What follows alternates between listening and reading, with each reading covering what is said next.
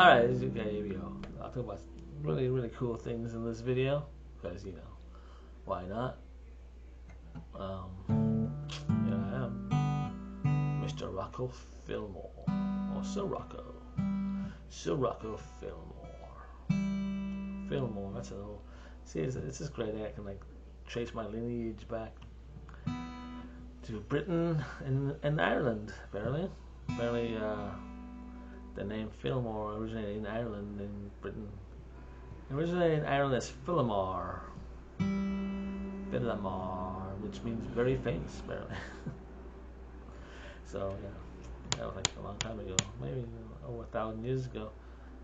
Yeah, so originally the Fillmores were from Ireland, and yeah, it's interesting. It's like you try to trace your lineage, and it's like it goes back. I mean, we all got a lineage. It's like it's interesting to say where we came from in a way. It's like I know I can go as far back as my great grandfather. So yeah, and then my great great grandfather, my grandfather's father, my great grandfather's father, because my grandfather kept his grandfather's birth certificate, so he had a lot of my, I was born in South Africa. My dad was born in South Africa. My grandfather was born in South Africa, but my great grandfather was born in Britain. So it's like, I can trace that back. And then Britain, he was born in Battersea, England, in around 1880. My great grandfather. And then he, joined, the war, and the war, he fought in the Boer War in South Africa. He was sent to South Africa. I'm not sure if he joined the army first of all, or was just sent there. But yeah, so he probably in the army maybe before that. And then he went around. He was around 20 to fight in South Africa as a British soldier, and then stayed. It's like Cape Town is amazing. I mean, it's like, okay, when I was a kid in South Africa, I had never really been into really South Africa. All I know is Cape Town, from Cape Town to the Cape of Good Hope. That's the whole area I know. And the farthest I've ever been to eastward was Paarl. That's a town called Paarl, Paarl. And so that's all I know. All I know about South Africa is that area. I don't know about the rest of South Africa. I've never been there, so I don't know. But maybe that's why I love South Africa so much, because it's a really beautiful area of South Africa, Cape Town. And Cape Town's suburbs, the mountains there, and it's beautiful there. But the rest of the country, I have no idea. So maybe that's why a lot of people go from other parts of South Africa on. So I love South Africa because it's not really a lot of harsh environments there. You got the Kalahari Desert, and you got which I've never been to. But I've seen some footage of the Kalahari. They had this PBS special, and they went to the Kalahari, and there were some old towns there that were deserted, kind of like in those old western towns you see in America, where there used to be a town, now it's all gone and deserted and tumbleweeds and stuff. It was like that. It was like a mining town. You know what I mean? When this gold or whatever, and then everybody moved there, and they worked, and then they built a town. And then when it dries up, when they stop mining it, and then what do you do? Then they move, and then they leave the town, and the town's just there, and it's like no one lives, and there's houses there, and yeah, it's like near the Kalahari. It's like, or in the Kalahari, in an area where it's very very green, So yeah, I mean it's kind of cool areas. South Africa. South Africa has a lot of history, especially with mining, and it's like that. We've had the Europeans in South Africa since the 1600s. The Dutch and the British. So it's like. There's a lot of things went on in South Africa since then. South Africa, Cape Town is probably the oldest town. It was the first. It was the old. Before there was the Suez Canal. People would go around Cape Town, around Africa to get to Pacific, to the Pacific, to get to Australia and all those places. So obviously when the Australians were, those when they were penal colony in Australia, they would come down around South Africa, and they would have to stop in Cape Town for the provisions. This is like in the 1400s that they had provision where you could stop. It's like a, what do you call it, a trading post or whatever, station, halfway station, rail. Yeah, so Cape Town is a very old city. The Dutch have been there. The Dutch East India Company has been there since the 1400s. So since the time of Columbus, it was there. So the town I was born in is a very old town. It's very old. It's been there a long time, 14, 15, 16, 17, like 500 years. It's been like, as Europeans there. So all through South Africa, there's a lot of interesting things. I wish people would do more programs on South Africa. Like the history of South Africa, because there's a lot of amazing history of South Africa. But no, I haven't seen movies about South Africa or TV shows about South Africa. They should, American TV shows. Americans don't know anything about South Africa. They got that new NCIS Sydney. I think that's in Australia. Why don't they do like an NCIS Cape Town? So you can learn about South Africa.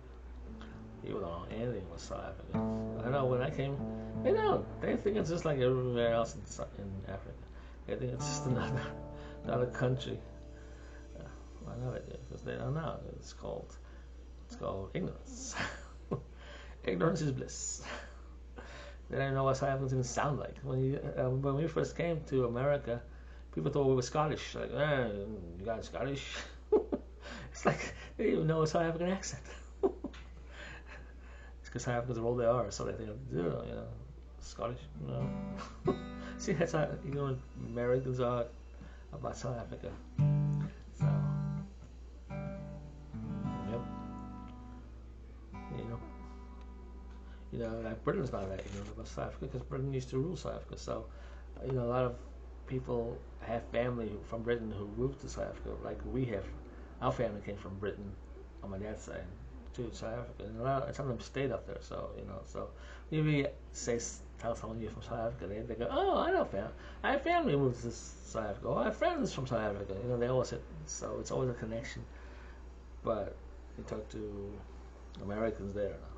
Except I met some business guys, some rich American business guys who do business in South Africa, so they travel there a lot because business. I've been there a few times on business. Business, yeah, you go. That's all you guys know. Travel a lot. Pretty cool though. That's pretty cool, huh? But yeah, so at least they know. I think people who've been to other countries are less ignorant about the world. They probably, they tend to be. I think all Americans should be able to travel to other countries and know that there's another world there. There's other ways of doing things, not just the American way. There's other ways that actually work better. I mean, America's very powerful and it has a lot of money, a big military, but Americans really suck at dealing with each other. That's the most important thing about society, is the way we deal with each other. That's what a society is. That's what makes a country a country. But no, America just sucks at dealing with each other. But they got a powerful military, and a lot of people are really rich, and they make a lot of movies and, and TV shows. That's it. People are like, well, I'm gonna go to America. It's like, well, yeah, you want to become rich, then yeah. But if you want to have people like you and be friends with you, and they're all cool with you, and people are nice to each other, no, then America is not your place, my friend. That's not the place to be. I'm saying things, talking. I don't know.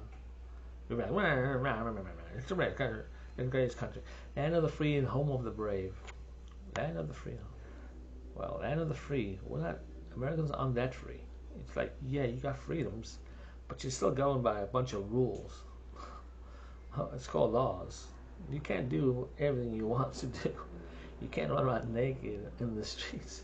You can't do a lot of things. You can't do drugs. Even though it's your body, you control it, but no, the government controls your body. They control a lot of things. See, you're not that free. Home of the brave. Americans that brave? No. They aren't that brave. No, they're not. They just kind of, hide and don't really talk to each other. And it's like, yeah, the military guys are brave. They go over and fight. But the average citizen is not that brave. So, home of the free, land of the brave is not really a true thing. I think we should change the motto of America. Is that our motto? Home of the free, land of the brave? Nah, it should be. We really like money and we suck at dealing with each other. That would be like more of a true, you know. A lot of true mottos that America could come up with. And it would be more true to what the country actually is. You go, wow, yeah. The truth is the truth. Come on, it's like I'm not gonna say things. It's like that's the truth. Come on, it's true. That's why we have all these problems in this country.